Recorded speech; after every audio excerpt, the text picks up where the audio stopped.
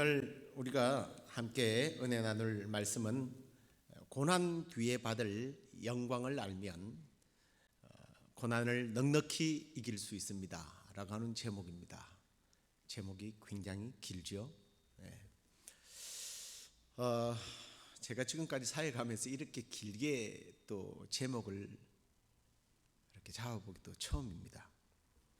제목이 좀 파격적이긴 하지만 또 설교도 초입 부분에 조금 이게 무슨 교회 설교에 쓰여져야 할 내용인가 할 정도의 좀 내용을 소개하면서 설교를 하려고 합니다.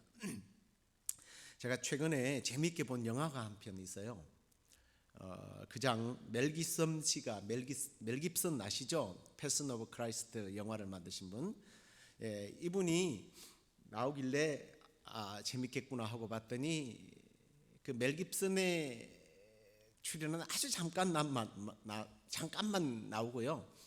프랭크 그릴로라고 하는 액션 배우가 주로 주인공이더라고요.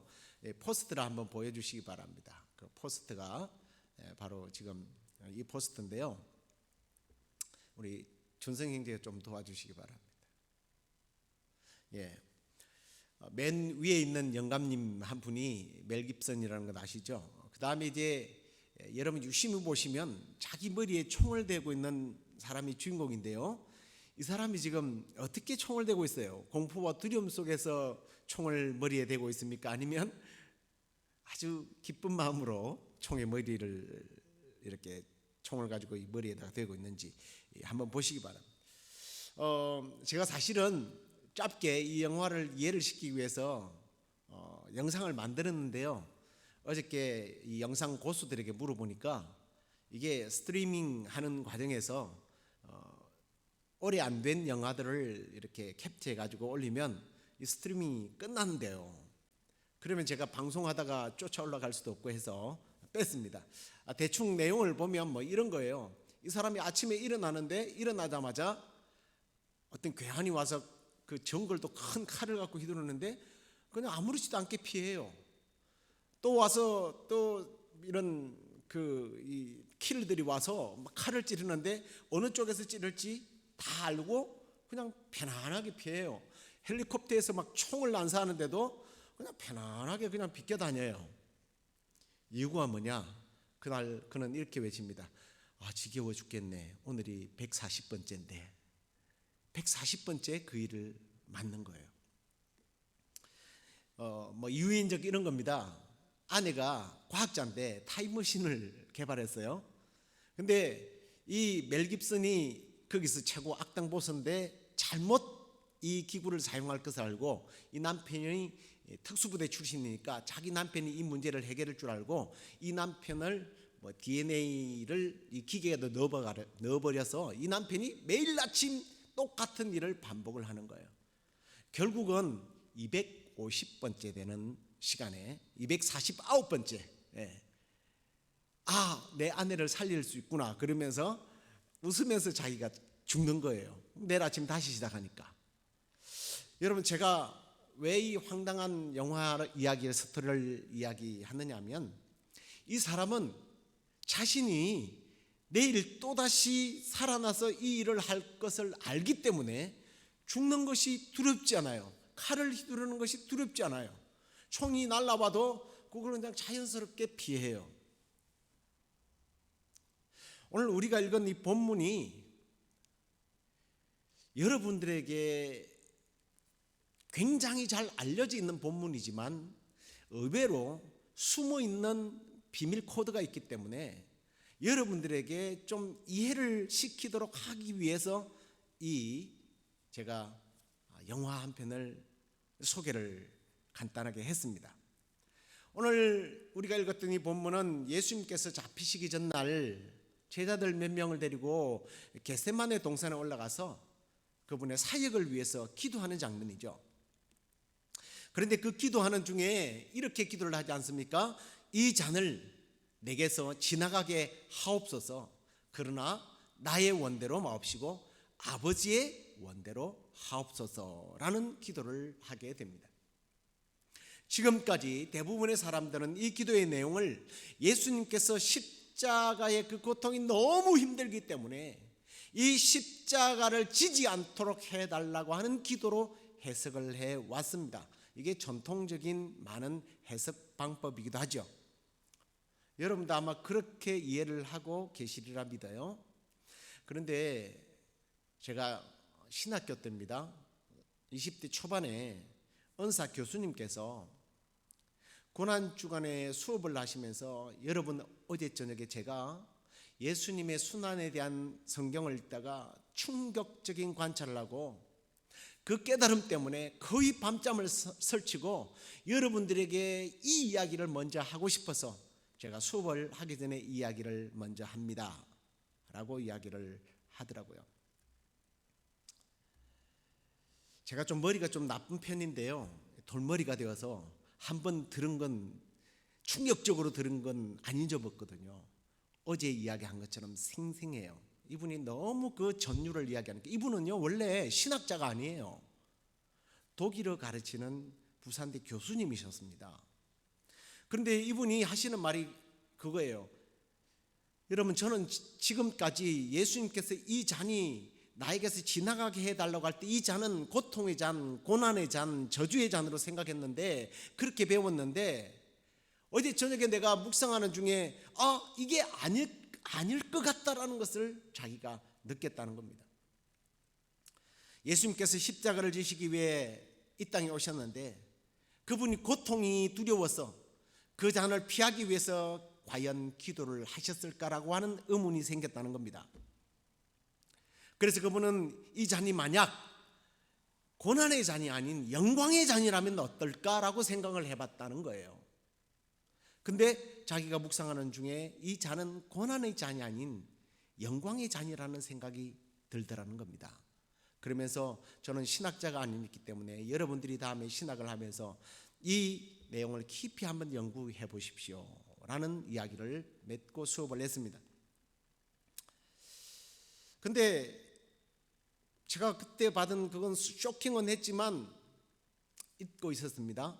그러다가 얼마 전에 아까 이 영화를 보다가요, 이 사람이 마지막에, 아니면 그 막 트럭에서 뛰어내리다가 몇 번을 깔려서 죽고 뭐 폭탄에 맞아 죽고 이 남편을 죽이기 위해서 막 끔미하는 세력들이 그렇게 죽이는데도 죽음을 도무지 두려워하지 않아요. 왜요? 지금 잠깐 아프지만 내일이면 또다시 자기의 일을, 아내를 구하러 가는 일을 시작할 거기 때문에 두려움이 없단 말이에요. 지금 잠시 후에 내가 어떤 일이 일어날지를 안다면 거기에 대한 우리 인간들도 대비책이 있는데, 지금 예수님을 보세요. 내가 죽으면 3일 후에 내가 살아날 것이다. 예수님은요 죽음에 대한 이야기를 할 때마다 본인이 부활할 것을 이야기하셨던 분입니다. 그렇게 죽고 나면 다시 살아서 모든 이름 위에 뛰어난 이름이 될 것이다라는 걸 알았단 말이에요. 그 영광스러운 지위가 어느 정도까지 높아지는지 아셨던 분이에요. 그 지위란 바로 하나님과 같은 동등된 지위예요. 하나님과 동등된 지위에서 내려와서 죽었지만 다시 그 위치로 올라갈 것을 아시는 분이란 말이에요. 그 내용이 갑작스럽게 지금 이 영화를 보면서 생각이 났어요. 목사는 영화를 봐도요, 무슨 혹시 이런 좋은 교훈이 있을까 하고 보는 경우가 더 많아요. 그래서 그 영화의 진짜 재미난 것을 놓쳐버리는 경우가 참 많습니다. 아무튼 그래서 제가 이 잔의 의미를 좀 성경적으로, 어떤 의미적으로 관찰하는 것이 아니라 성경적으로 관찰을 2주 동안을 쭉 해봤습니다. 자, 성경에서요 잔을 어떤 경우에 사용하느냐, 이게 이제 열쇠가 됩니다. 첫 번째는요 축복에 관한 잔으로 사용돼요. 우리가 잘 아는 시편 23편 5절 말씀이에요. 주께서 내 원수의 목전에서 내게 상을 차려주시고 기름을 내 머리에 부으셨으니 내 잔이 넘치나이다. 이건 복의 잔이죠. 축복의 잔이죠. 또 하나는 저주의 잔으로 사용돼요. 악인에게 그물을 던지리니 불과 유황과 태우는 바람이 그들의 잔에 소득이 되리로다. 시편 11편 6절의 말씀이에요. 자, 시편 23편은 여호와를 목자로 삼은 사람, 하나님의 자녀요 의인이 된 사람은 그 잔은 축복의 잔이라는 말이에요. 그런데 16편에 나오는 이 잔은 하나님을 떠난 악인들에게 불과 유황과 태우는 바람이 그들의 잔이 된다. 이건 저주란 말이에요. 자, 그렇다면 예수님에게는 하나님께서 저주의 잔을 마시게 했을까요? 영광의 잔을 마시게 했을까요? 아직도 애매하시죠. 그런데 여러분, 분명히 이 잔이 영광의 잔이든 저주의 잔이든 하나 분명한 게 있어요. 그게 뭐예요? 죽음의 잔이라는 거예요. 이 죽음을, 이 잔을 한편으로 생각하면 저주고 한편으로 생각하면 영광이란 말이에요. 이 잔이 죽음은 맞는데 과연 예수님은 영광의 잔으로 생각할까? 아니면 저주의 고통의 잔으로 생각할까? 그게 문제라는 거예요. 근데 이제 우리가 오늘 읽었던 이 그 문장 속에서는 사실은 이 잔을 내게서 지나가게 해달라는 이 속에서는 어떤 잔인지 분명하지 않기 때문에 우리는 결론을 내리기 힘들어요. 하지만 예수님께서 평소에 그분이 죽음에 대해서 어떤 생각을 가졌는지 이게 또 해답이 되는 거예요. 자, 요한복음 10장으로 한번 가보겠습니다. 요한복음 10장에 보면 예수님께서 14절과 15절에 이렇게 말씀을 하셔요. 14절, 나는 선한 목자라. 나는 내 양을 알고 양도 나를 아는 것이. 15절, 아버지께서 나를 아시고 내가 아버지를 아는 것 같으니 나는 양을 위하여 목숨을 버리노라. 좀 이게 무슨 말인지 좀 헷갈리긴 하지만 뭐 사실은 이런 것 아닙니까? 예수님이 선한 목자이기 때문에 양을 잘 알고 양도 저분이 나의 생명을 지켜줄 선한 목자야 하는 걸 안다라는 겁니다. 그런데 이 아는 관계가 하나님이 나를 알고 내가 하나님을 아는 것과 같다라는 말인데 이게 무슨 말이에요? 뗄래야 뗄 수 없는 관계. 그런 관계 속에서 나는 내 양을 위해서 목숨을 버릴 수 있다라는 거예요. 내가 목숨을 내어놓아야 이 양들이 산다는 걸 알기 때문에 선한 목자는 기꺼이 양을 위해서 목숨을 버리겠다고 말해요. 그런데 17절과 18절에 가서는 이 목숨을 버리지만 버릴 때에 어떤 반전이 일어나는지를 예수님 말씀하신단 말이에요. 17절에 보세요. 내가 내 목숨을 버리는 것은 그것을 내가 다시 얻기 위함이다. 목숨을 내어놓는 이유는 다시 얻기 위함이에요. 예수님도 얻지만 양들도 얻는다는 말이에요. 그리고 그로 인하여 하나님이 나를 더 사랑하신대요. 이 잔을 마시면 내가 살아요. 그리고 나의 사랑하는 성도들, 내 백성들이, 양들이 살아요. 그리고 하나님께 버림을 받는 게 아니라 사랑을 받아요. 이 잔은 무슨 잔이에요? 저주의 잔인가요? 아니죠. 영광의 잔이라는 거예요. 그리고요, 이걸 아셨기 때문에 18절을 또 보세요. 이를 내게서 빼앗을 자가 있는 것이 아니라, 빼앗는 게 무엇을 빼앗는다는 거예요? 목숨을 빼앗는 걸 말하는 거예요. 내가 스스로 버리는 것이다. 나는 내 목숨을 버릴 권세도 있고 다시 얻을 권세도 있다. 이건 내 아버지께서 받은 거다. 나중에 내 아버지께서 받은 거라는 게 얼마나 중요한지를 또 말씀을 드리겠습니다. 아무튼 15절과 17절에서는 버린다고 말하는데, 아니 이 18절에 가서는 17절에도 그런 말씀이 있었지만 얻는 것이고 버리는 것이, 내가 죽는 것이 악한 자들에게 내가 힘이 없어서 당하는 게 아니라 그냥 내가 스스로 선택한 것이라는 거예요. 죽고 사는 것이 예수님의 주권입니다. 자, 이런 생각을 가지신 분이 전날 밤에 십자가를 앞에 놓고 기도하면서 하나님 너무 무서워요. 무서워 죽겠는데 왜 나에게 이런 고통을 준단 말이에요. 무서워 죽겠어요. 그냥 다른 방법 쓰세요. 이렇게 비겁하게 예수님께서 마치 유치원생이 아빠에게 어리광 부리듯 부리면서 이 저주스러운 잔을, 이 십자가의 죽음을 나에게서 없애주세요라고 과연 기도를 했을까? 여러분은 어떻게 생각하십니까? 예수님 그런 분 같아요? 십자가가 너무 무서워서 막 벌벌 떨면서 막 살려주세요 살려주세요 이러는 분 같이 보여요?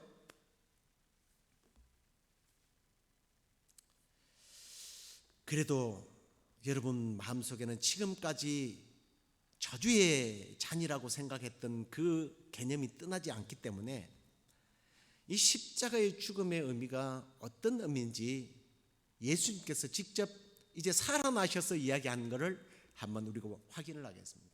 예수님이요 부활하신 후에 행적 중 엠마오로 가는 두 제자를 만나는 과정이 누가복음에 나옵니다. 이 두 사람은 예수님의 죽음에 대한 이야기를 하는 거예요. 근데 그 이야기가 무슨 이야기입니까? 실패했다는 거예요. 사실은 그런 거예요. 예수님이 살아났다는 얘기를 이야기하면서도 이 사람들은 그 이야기를 안 믿어요. 그랬더니 예수님께서 24장 25절에 나타나셔서 이렇게 말합니다. 이르시되 이 미련하고 선지자들이 말한 모든 것을 마음에 드디 믿는 자들아, 예수님의 부활을 믿지 못하는 이 미련 곰탱이들아, 지금 예수님 그렇게 하신단 말이에요. 그러면서 26절을 보세요. 그리스도가 이런 고난을 받고 자기의 영광에 들어가야 할 것이 아니냐. 예수님의 죽음은 영광으로 들어가는 통로란 말이에요. 고난을 받아야 영광으로 들어간단 말이에요. 십자가의 고난, 죽음은 부활을 통하여 영광으로 나아가는 길이라는 것을 아십니다. 그리고 자신이 그 길을 걸어가야 이후에 성도들인 우리가 그 길을 걸어갈 것을 아신단 말이에요. 그런데 두려워서 무서워, 너무 힘들 것 같아요, 지나가게 해주세요, 그랬을까요? 그리고요, 우리가 지난 시간에 한번 우리가 나누었습니다마는 사도 바울은 이 예수님의 십자가의 고난 이후에 주님께서 어떻게 승리하셨는지에 대해서 빌립보 성도들에게 이렇게 증언하는 것을 여러분이 이미 들으셨을 겁니다. 우리 8절부터 이제 한번 같이 읽어볼까요? 사람의 모양으로 나타나사 자기를 낮추시고 죽기까지 복종하셨으니 곧 십자가에 죽으심이라. 이름으로 하나님이 그를 지극히 높여 모든 이름 위에 뛰어난 이름을 주사 하늘에 있는 자들과 땅에 있는 자들과 땅 아래에 있는 자들로 모든 무릎을 예수의 이름에 꿇게 하시고 모든 입으로 예수 그리스도를 주라 시인하여 하나님 아버지께 영광을 돌리게 하셨느니라. 아까 9절에 보면 지극히 높였다는 말이 하나님과 레벨이 같은 것을 말하는 거예요. 그 지위를 말하는 거예요. 그래요, 예수님은요 죽음 앞에서 비겁하게 죽음을 피하려고 하는 기도가 아니라 내가 이 고난을 받고 하나님과 같은 내가 죽은 후에 이 지위에 오르는 것이 마땅합니까? 하지만 그것이 하나님과 같은 레벨에 올라가는 그것이 하나님의 뜻이라면 할게요. 이게 예수님께서 요한복음 10장 18절에 이를 내게서 빼앗는 자가 있는 것이 아니라 내가 스스로 버리노라. 나는 버릴 권세도 있고 다시 얻을 권세도 있으니 이 계명은 내 아버지께서 받았다라는 말씀이 일치가 되는 거예요. 여러분, 제가 지금 이 내용을 설명하면서 한편으로 어떤 생각이 들었냐면, 혹시 성도들이 그러면 이렇게 설명을 하면 예수님이 고통이 아무것도 아니구나, 괜찮은 거구나, 그냥 아이고 아파 이러고 지나가는 것이구나라고 오해할까 봐 조금 두려웠어요. 예수님은 우리와 똑같은 육체를 가졌던 분이라 그 고통은 표현하기 힘든 아픔이에요. 그러나 주님은 그 죽음 뒤에 올 영광을 바라보면서 그것을 기쁨의 잔으로, 영광의 잔으로 받아들였다는 겁니다. 그렇다면 이제 우리가 이 고난 주간을 맞이하면서 우리 스스로에게 이 말씀을 한번 좀 적용하면서 마치러 갑니다. 우리는 우리에게 다가오는 고난에 대해서 어떻게 받아들이고 있느냐는 거예요. 우리에게 다가오고 경험되어지는 그 수많은 고난들에 대해서 어떤 자세를 가지고 우리가 받아들이느냐 하는 겁니다. 우리는 그동안 수많은 고난의 그 현장을 고난 자체로만 생각했던 거죠. 고난 뒤에 따라올 영광으로 생각하지 못했다는 겁니다. 그런데 여러분, 이 잔이 고난의 잔, 저주의 잔으로 생각하느냐, 아니면 이 현실, 이 고난을 축복으로 나아가는, 영광으로 나아가는 어떤 통로라고 생각하느냐에 따라서 이 고난을 대하는 태도는 분명히 다를 겁니다. 고난을 그저 고난의 잔이라 저주라 생각하고 원망과 불평하면서 왜 하나님 다른 사람은 잘 먹고 잘 사는데 나만 이렇게 고통스럽게 하십니까 하고 울부짖는 기도가 되겠지만, 영광의 잔으로 생각하는 사람은 그 순간을 인내와 감사로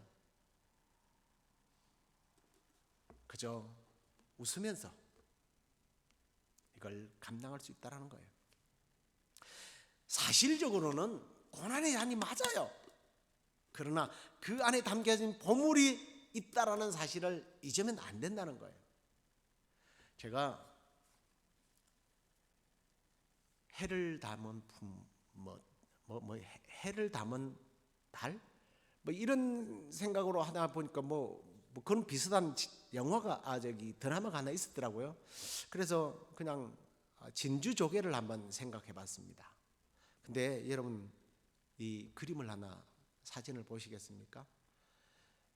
이 조개가요, 진주 조개예요. 되게 지저분하게 생겼어요. 볼품 없어요. 그런데 이 조개의 가치는 열었을 때입니다. 열었을 때 한번 그 다음 장면, 그 안에서 형형색색의 진주들이 나왔단 말이에요. 여러분, 이 조개의 진가는 껍데기가 아니에요. 고난의 진가는 이 고난이라고 하는 현실이 아니라는 거죠.